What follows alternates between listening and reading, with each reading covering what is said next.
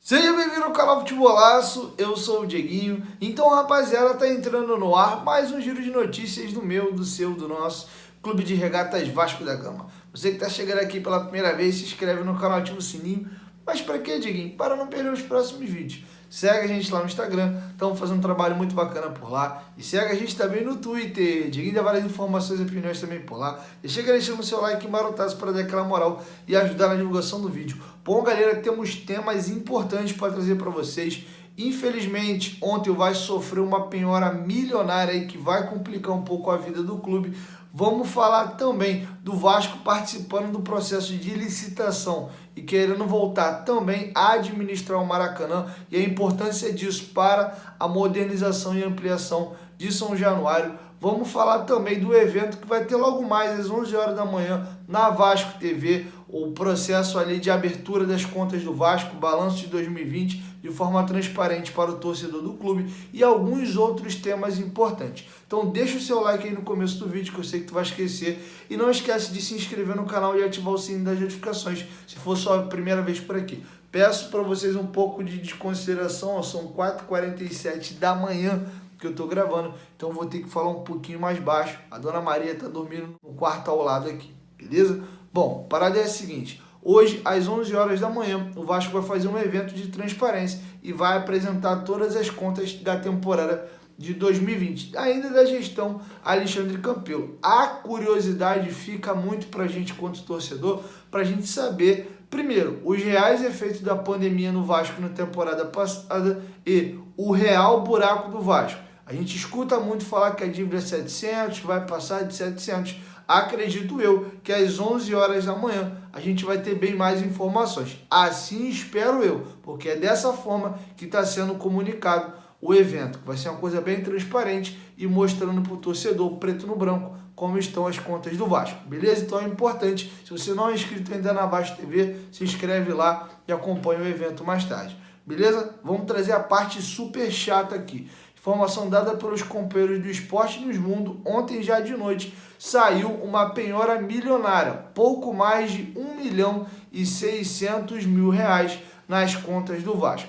Lembra que eu trouxe para vocês no decorrer da semana aquela dívida do Vasco a Marcelo da Araújo, aquela empresa que fornecia alimentação para os atletas e funcionários do Vasco, desde lá de trás da gestão Eurico Miranda, e teve seu contrato rescindido bem no começo da gestão do Alexandre Campelo, ali em 2018, sem que o Vasco quitasse os meses atrasados de fornecimento e não pagasse também a rescisão contratual, corria um processo na justiça desde 2018.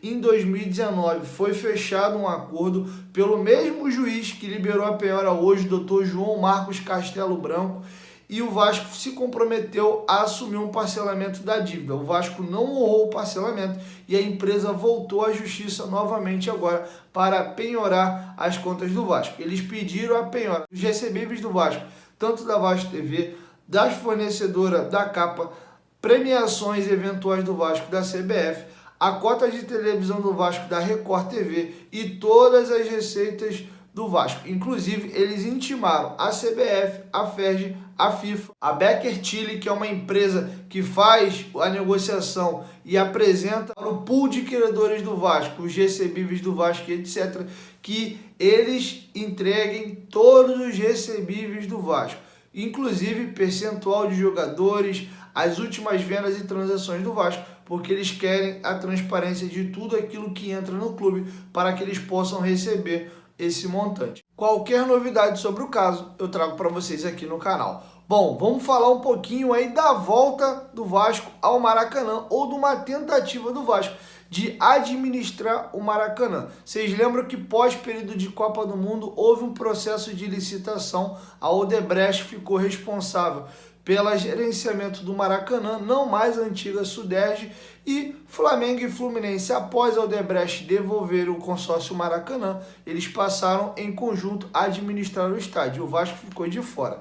E a parada é a seguinte: o Vasco tem o interesse de reformar o seu estádio. Para isso vai ter que ter um local para jogar, e o Vasco vai tentar participar dessa licitação que vai ocorrer em breve e também poder mandar os seus jogos lá. Antes de trazer um pouco de informações para vocês a respeito do tema, se liga, para tudo. Você que acompanha aqui o canal Futebolaço, você gosta de notícia e informação, não é bem verdade? Eu te apresento o melhor aplicativo de futebol do mundo, o OneFootball. Cara, a OneFootball é espetacular. Se liga em todos os serviços que a OneFootball te dá na palma da sua mão de graça. Você tem notícias do futebol brasileiro, do futebol europeu e também você pode ver de graça 2 baita campeonatos, tanto o alemão quanto o francês. Você que é fã do Neymar, de Maria, Mbappé, Marquinhos, que meteu gol na semifinal da Champions, agora zagueirão brasileiro, e quer ver o Paris Saint-Germain em ação no francesão, ou mesmo se você gosta de ver campeonato alemão, tem o Bayern de Munique, que é um baita time, tá com saudade do Paulinho, joga no Bayer Leverkusen, você pode ver os jogos.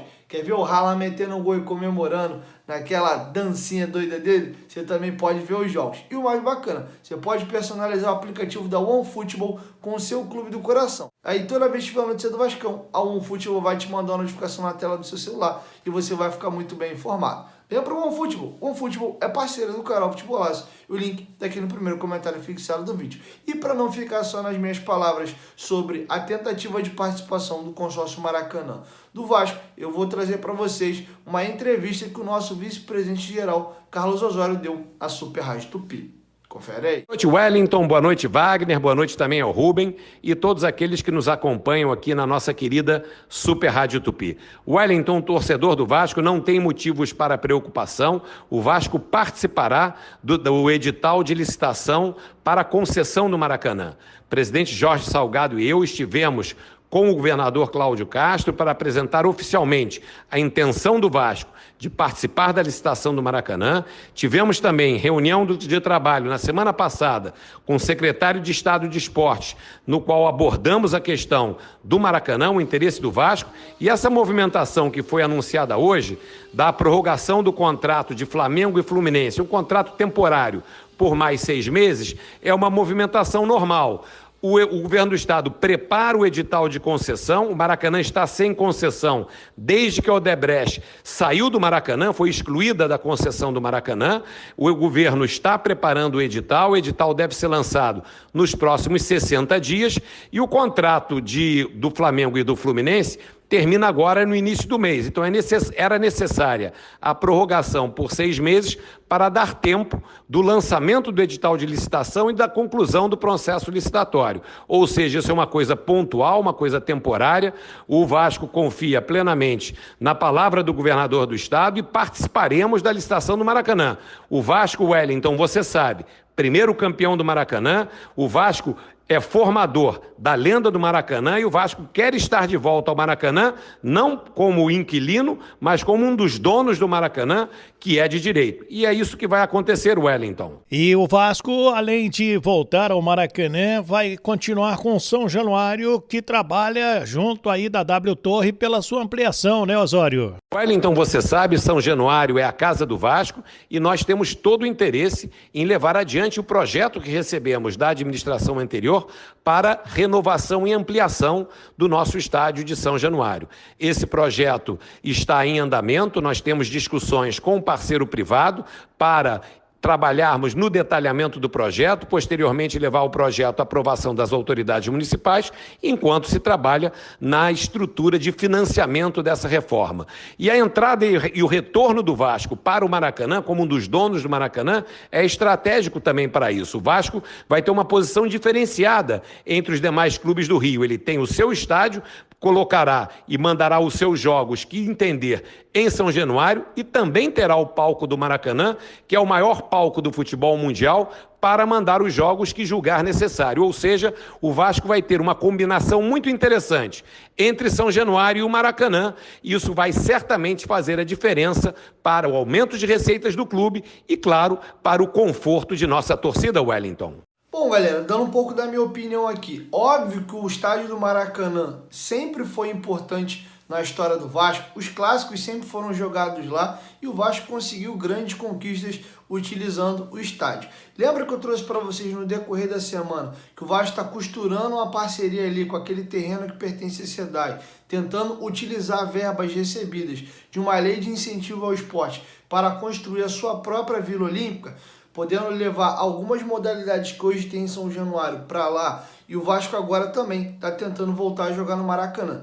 Todas essas medidas que o Vasco está tentando tomar são passos importantes para que o Vasco consiga, enfim, reformar São Januário ou modernizar, como é a palavra que muitas pessoas gostam de dizer, e o principal, aumentar a capacidade de público e assim aumentar também o seu faturamento. Aquele projeto com a W Torre segue de pé. O Vasco está junto à W Torre procurando parceiros para levantar a parte da grana do financiamento. Em contrapartida, não é apenas isso. Você tem que organizar ali com a prefeitura, as obras no entorno, conseguir alvarás, etc., para que você possa fazer um estádio ainda maior naquela região. Já é apertado chegar em São Januário com público ali de 18, pouco mais de 20 mil pessoas, que dirá um estádio para 40, 45 mil pessoas. Então, muita coisa no entorno precisa ser feita. Então, todos esses procedimentos são importantes para que, enfim, nós possamos ver um São Januário lindo e reformado. Enfim, parece, né, desde o final ali da gestão do Campelo,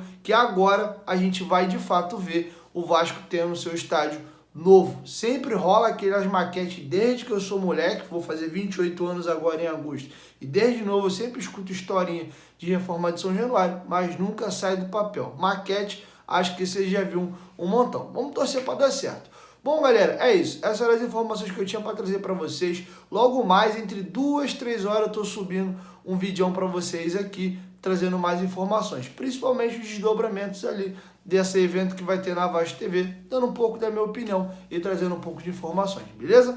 1, 2, 3, futebolaço, tamo junto, família. Eu, com o momento de volta a voz, tamo junto, valeu, fui. Tá, vamos agora aqui, ó, 5h18, editar, botar o vídeo no ar. Sempre com muito carinho e qualidade para vocês. Aí depois vocês perguntam, por que das olheiras, Dieguinho? Tem que trabalhar. Valeu!